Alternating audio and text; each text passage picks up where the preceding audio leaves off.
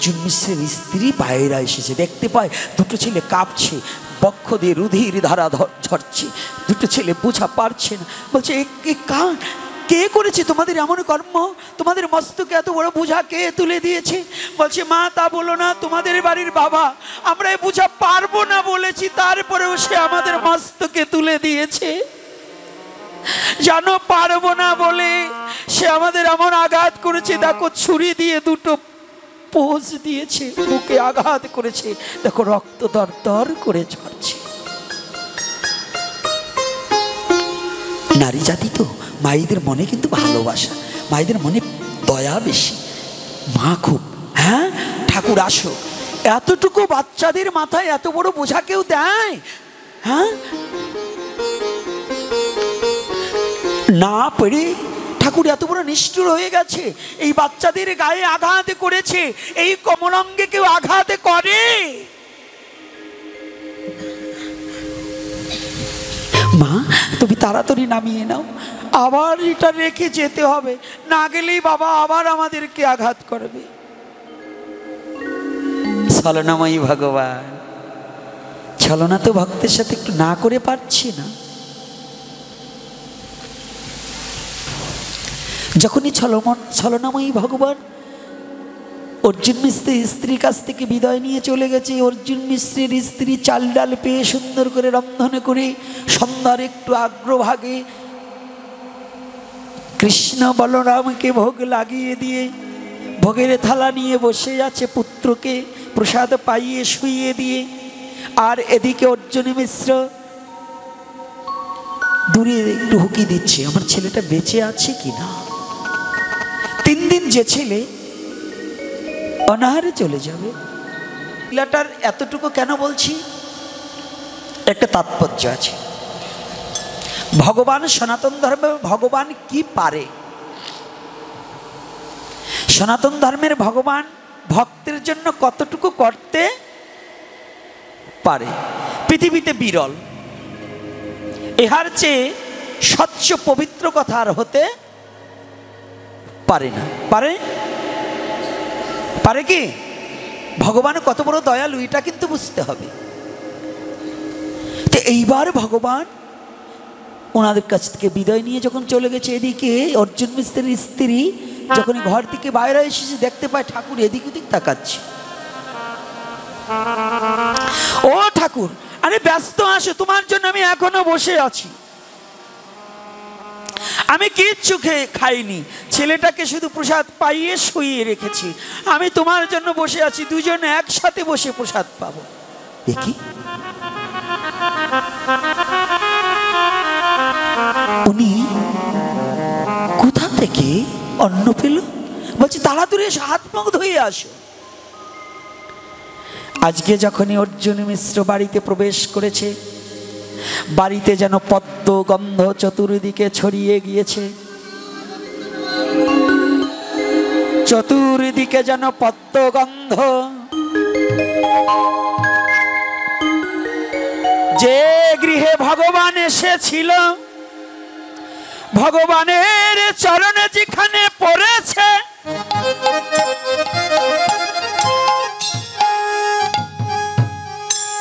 এই যে ভক্ত চেনা যায় মরণে, আর ভগবান চেনা যায় চরণে। ভক্ত চেনা যায় কিসে? মরণে। কেন মরণে? যারা প্রকৃত ভক্ত তারা ভগবানকে ভালোবাসতে বাসতে এমন অবস্থা হয়, মৃত্যু সময়ও তারা বদনে হরি নাম করে, কখনো নাম ভুলে যায় না।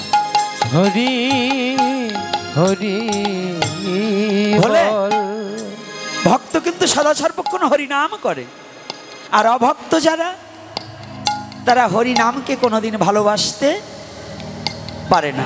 এই যেমন আজকেই দুর্গাপুরে এসেছি, দেখুন অনেক ঘরের ছেলে পেলে মোবাইল চাপছে, অনেক বুড়োরা আসেইনি, হ্যাঁ কিরকম আছে না? কিন্তু অথচ ঘরে বসে ঝগড়া করার যোগ্যতা আছে, কিন্তু হরি কথায় আসবে না। হরি কথায় আসলে যে মানব জীবন ধন্য হবে, হরি কথায় আসলে যে সাধুর গায়ের বাতাস একজনের গায়ে লাগলে পরে শতজন্মের পাপও নষ্ট হতে পারে, এটা কিন্তু ওদের বিশ্বাস নেই। আজকে যখন অর্জুন মিশ্র ঢুকেছে, পদ্মগন্ধ চতুর্দিকে, এরকম গন্ধ তো বাড়িতে কোনোদিন হয় না। হাত মুখ ধুয়ে এসে আসন দিয়েছে। যখন প্রসাদের থালা প্রস্তুতি করে যখনই অর্জুন মিশ্রের সম্মুখে দিয়েছে, দেখতে পায় অর্জুন মিশ্র আজকে অনেক ব্যঞ্জনাদি রন্ধন হয়েছে।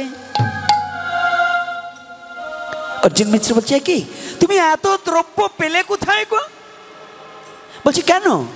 তুমি যা যা পাঠিয়ে দিয়েছে তাই তাই তো আমি রান্না করেছি। আমি পাঠিয়ে দিয়েছি, আমার সাথে তুমি আর কি করছো? আমার সাথে তুমি ছলনা করছো? বলছে, না, ছলনা করি।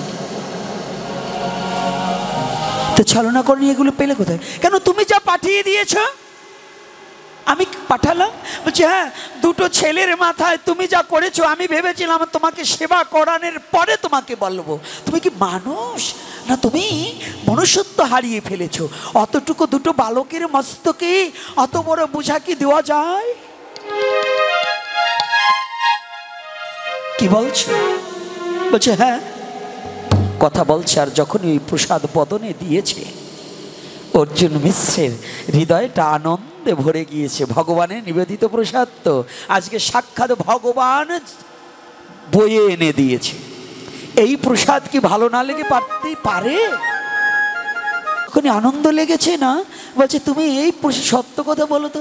বলছে, কেন, তুমি যে বালকদের দিয়ে যে বোঝাটা পাঠিয়ে দিয়েছিলে, যে দ্রব্য পাঠিয়ে দিয়েছিলে, সেই দ্রব্যই রন্ধন করেছি।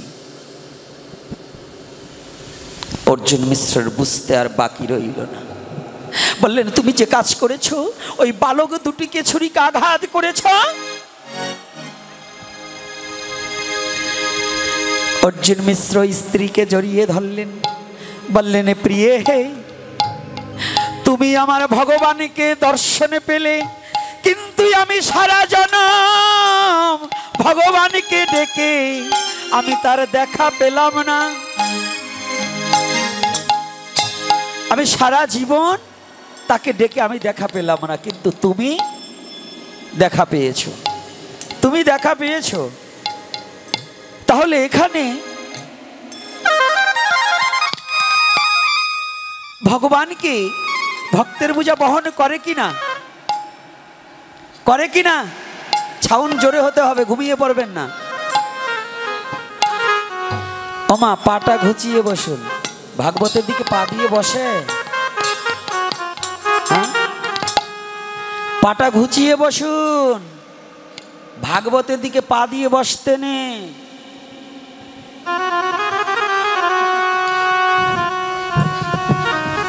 অভ্যাস নাই তো, এই জন্যই।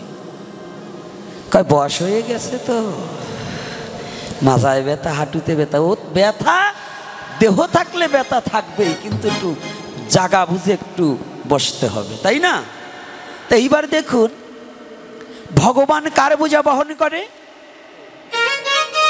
আচ্ছা, ভক্তকে। ভক্তকে আমি বড় মন্দির করেছি, আমি কি বড় ভক্ত? আমি বড় কীর্তন দেই, আমি কি ভক্ত?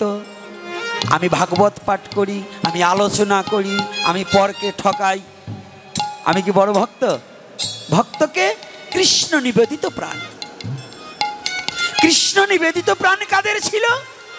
যেমন ব্রজের ব্রজাঙ্গনা সখারা যারা ছিল,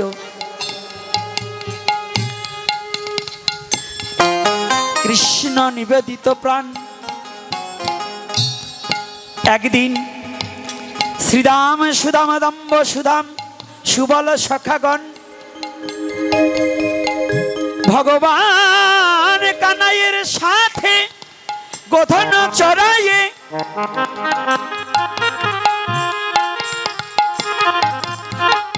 যখনই আপন গৃহে ফিরে এসেছে,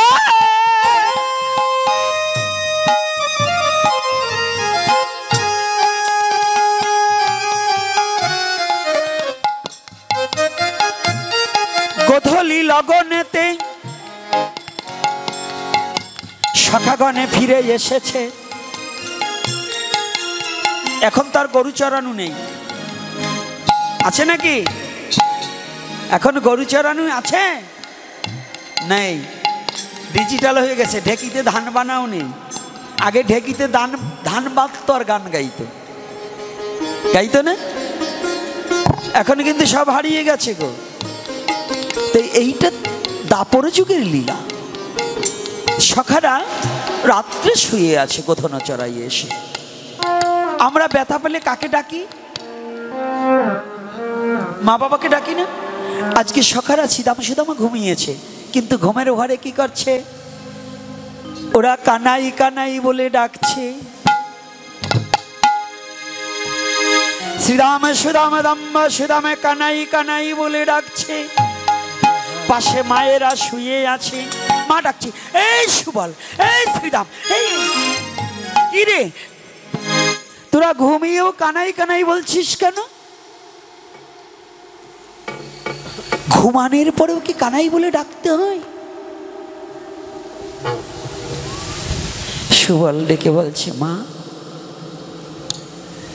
ও মা, জানো মা,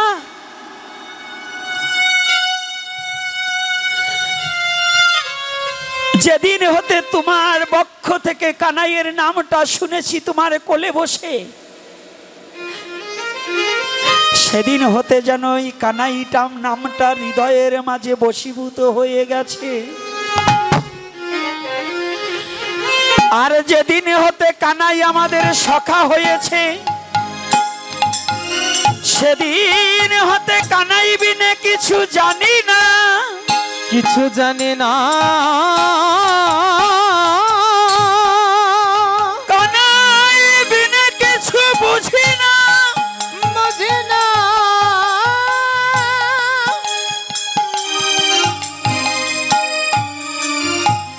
কানাই বিনে কিছু ভাবিতে পারি না, পারে না। মা জানো,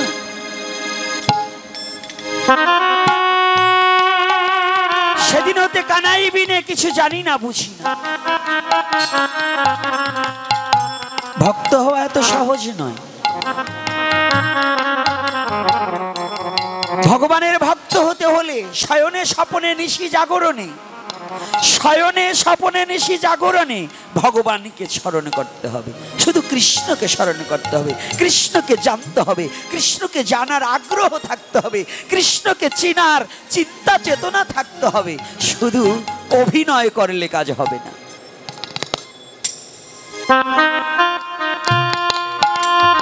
সনাতন ধর্মের মধ্যে অভিনয়টা বেশি চলছে, অভিনয়টা বেশি চলছে। এই অভিনয়টাকে পরিত্যাগ করে দিতে হবে।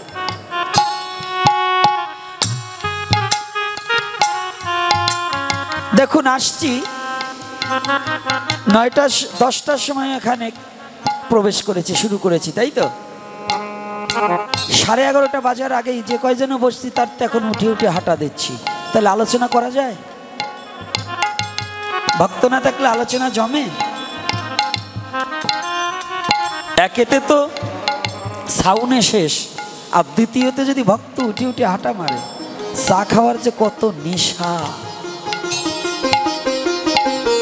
হরিকথায় বসলে পরে মন ও চিত্ত ডুবিয়ে দিয়ে যদি হরিকথা শ্রবণ করা যায়, তাহলে তার বাহ্যিক জগতের কোনো নেশা থাকে না, সমস্ত নেশা পরিবর্তন হয়ে যাবে। শুধু একমাত্র হরিকথাই তার কাছে সমস্ত সার হয়ে দাঁড়াবে।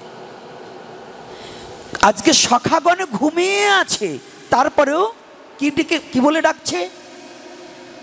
আচ্ছা, আমাদের মধ্যে যারা ভগবানকে ভালোবাসে, দেখবেন কিছু কিছু বৃদ্ধ বাবারা দেখেছি ওই ঘুমের ঘরে, হা নিতাই, হা গৌর, হরে কৃষ্ণ, কিরকম করে না? আছে না? বলেন তো কেন? অর্থাৎ ওই ভাবনাটা যার হৃদয়ে আছে, সে ঘুমের ঘরেও আমার ভগবানকে ডাকে, ঘুমের ঘরেও ভগবানকে ডাকবে। আর একজন দেখবেন, যারা এই যে ছেলে পেলে যারা ফ্রি ফায়ার খেলে, ওরা ঘুমের ঘরেও কিন্তু ওইটা বলে চিৎকার করে, করে না? দেখবেন ঝগড়াইটে মায়েরা যারা যারা একটু বেশি ঝগড়া করে ওদের কাছে ঘুমিয়ে দেখবেন, ওদের কাছে ঘুমাবার যাবেন না, খবরদার, আমি এবার ভুল বলছি, ওদের পাশে ঘুমিয়ে মানে একটু ওই অন্য ঘরে ঘুমাবেন কিংবা বেড়ার এক পাশে ওপাশে ঘুমাবেন, তো ঘুমালে পরে দেখবেন ওরা ওই ঝগড়াইটে যেগুলো ওরা রাত্রে ঘুমের ঘরেও ঝগড়া করে। হ্যাঁ, বা বাবা, ওই যে দেখেন, মানে ওই দলে পড়ছেন নাকি বাবা? আমার মা তো আবার ওই রকম না, চলিয়ে গেছে তো, মানে ওই ডে উঠতেছি। যাকে আবার রাগ করেন না, কারণ একটা কথা রস সৃষ্টি করতে হলে তো এটা বলতে হবে।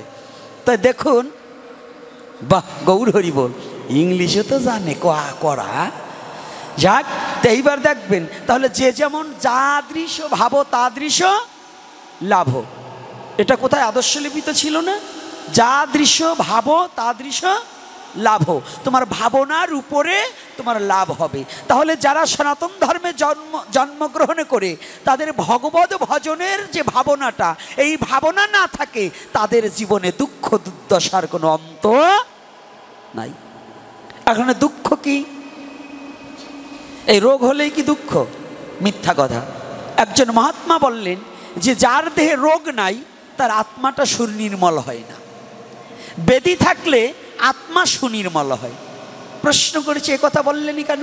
বলছে ব্যাধি থাকলে আত্মা সুনির্মল হয় এই কারণেই, ব্যাধিতে যদি যারও মাথা ব্যথা আছে, আমাদের মধ্যে তো দেখবেন কিছু সংখ্যক লোক আছে ওই মাজা ব্যথা লোকে ওরে বাবা রে, কিন্তু যারা ভক্ত তারা কি করে, হা কৃষ্ণ, হা গৌর, হা রাধা রানী বলে না? বলে কি না? এই যে জয়পতাকা স্বামী শুয়ে আছে বিছানায়, ওই বিছানায় শুয়ে আছে, এখন নিজের শক্তি নাই ধরে না উঠালেও, তারপরে নিতাই গৌরাঙ্গ, নিতাই গৌরাঙ্গ কীর্তন করছে, দেখছেন তো? তাহলে মানে কি, ওনার দেহ, মন, জীবন, জৈবন, এই চারি বস্তুই নিতাই গৌরের চরণে দিয়ে দিয়েছে। তাই ওনার নিতাই গৌর ভিন্ন আর কোনো চিন্তা চেতনা আছে কি নাই? নেই। কিন্তু যারা যে যেমন, ওনার ভাবনাটা যেমন লাভ হচ্ছে তেমন আমার ভাবনাটা যেমন হবে লাভ তেমন হবে। তো আমরা সনাতন ধর্মে জন্মগ্রহণ করে যদি সনাতনী ধর্মের দিকে একাগ্র চিত্ত আমাদের না থাকে, তাহলে আমাদের দুঃখ দুর্দশা থাকবে থাকবে থাকবে। এখন দুঃখ কি?